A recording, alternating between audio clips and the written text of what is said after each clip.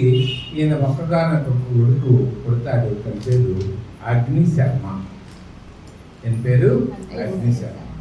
వీళ్ళకి బ్రాహ్మణ వంశంలో పుట్టాడు కాబట్టి వేదాలు, తర్వాత యజ్ఞాలు, పరోపకారంగా ఇంకేటువంటి అందరికీ కూడా మంచి జరగాలని కోరుకునేటువంటి పౌరోహిత్యము.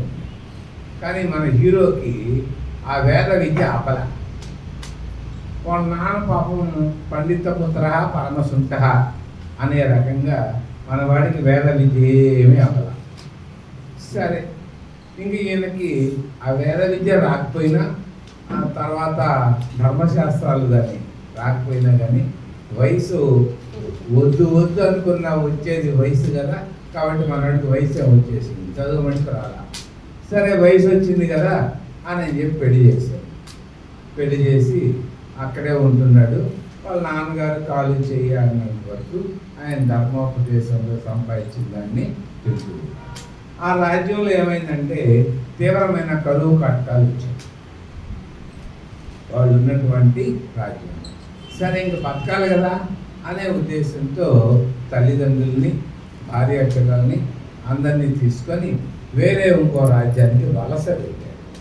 వలస వెళ్ళిన తర్వాత ఒక ఊరికి వలస వెళ్ళాడు అనుకోండి, ఈ ఊరికి రాజు కావచ్చు, ఆ ఊరికి కూలోడే.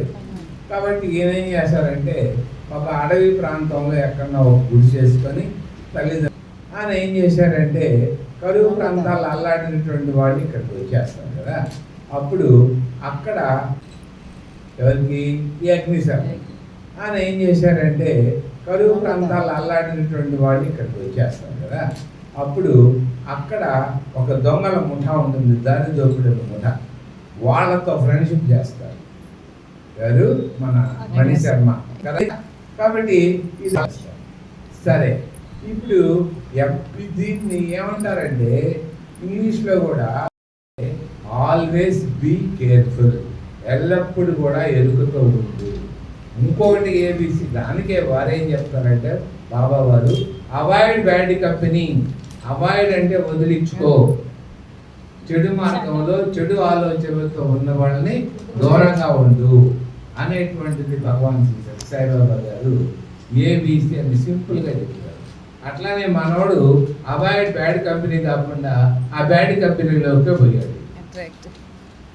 సరే అని చెప్పి ఆడ ఊళ్ళో కొట్టి వాళ్ళ కష్టపడిన సంపాదన తీసుకోవడం కదమ్మా, హ్యాపీగా అన్ని లాక్కొని వాళ్ళు కష్టపడిన తీసుకొని వచ్చేసి తల్లిదండ్రులని పెళ్ళానికి కావాల్సినటువంటి నగలు చీరలు అన్నీ కూడా ఇస్తున్నాడు.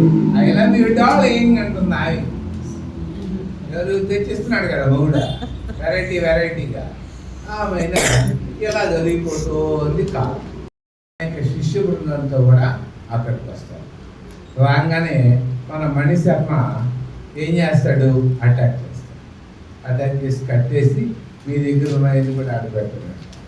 పిచ్చివాడా, మేము సన్నాసంలా పిచ్చుకుంటా పక్క కమండలం తప్ప ఏం లేదు మా దగ్గర ఆమె చెప్పి అంటాడు.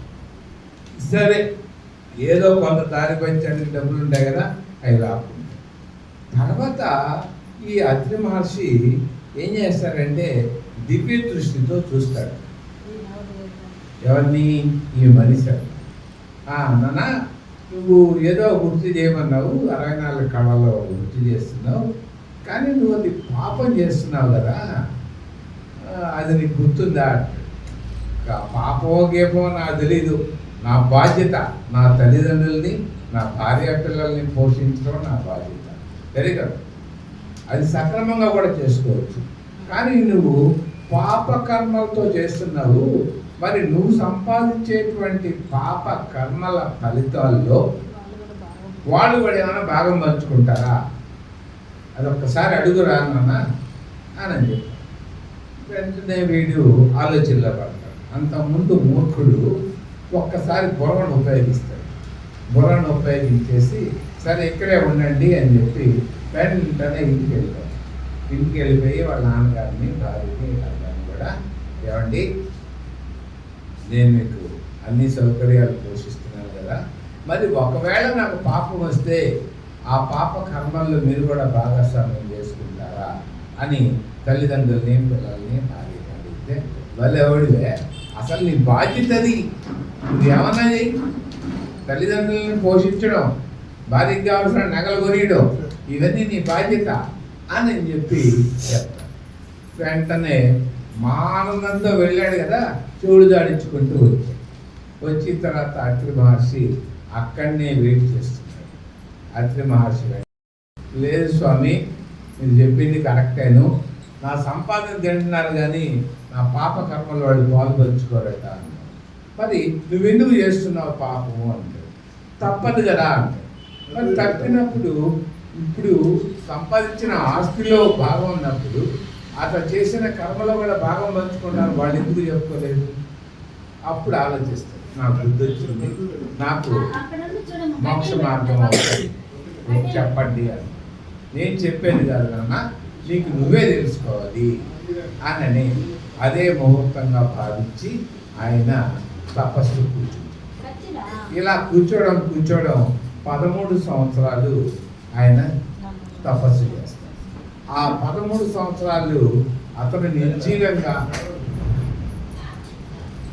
ఉన్న స్థితి నుంచి ఉన్నత స్థితిగా వెళ్ళాడు. అక్కడ బాహ్యమైనటువంటి శరీర మనకి స్పృహ కోల్పోయి ఆ దివ్యమైనటువంటి ఆ విశ్వాత్మకి పూర్ణాత్మకి కనెక్ట్ అయ్యి అక్కడి నుంచి దివ్యమైనటువంటి వెలుగు వస్తుంది. మళ్ళా ఇలా 13 సంవత్సరాలు జరిగిపోయి అత్రి మహర్షి మళ్ళా రిటర్న్ వస్తుంటే ఆ పుట్టలు పెట్టేసాయి. వాల్మీకము అంటే పుట్ట. ఈ పుట్టలు పెట్టిన తర్వాత అక్కడి నుంచి దివ్యమైన వెలుగు వస్తుంది. అత్రి మహర్షి దివ్య దృష్టితో చూస్తాడు, ఏంటి ఇక్కడి నుంచి వెలుగు వస్తుంది?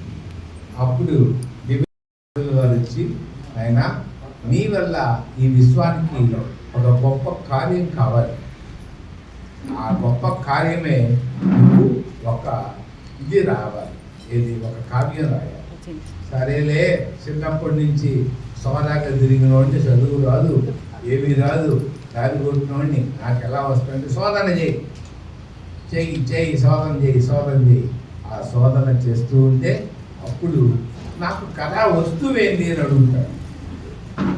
ఒకప్పుడు ఈ క్రౌంచ పక్షులు ఒక పోతి పెట్టి ఉన్నప్పుడు ఇతను బాణంతో ఆహారం కోసం ఆ క్రౌంచ పక్షి విలపిస్తూ ఉంటుంది.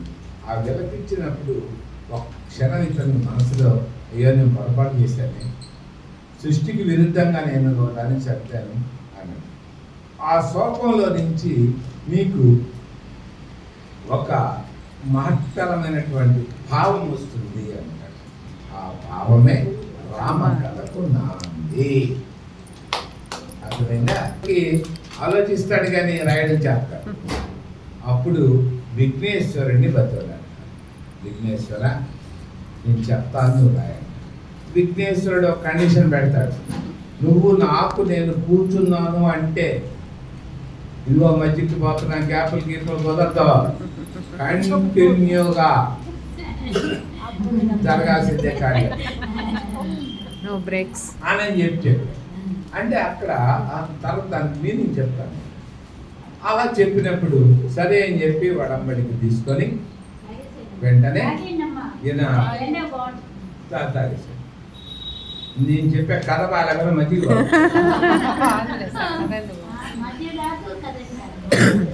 పోనీరు, నాది వేడికున్నా మీకు అది చల్లగా అనిపిస్తుంది కాదు.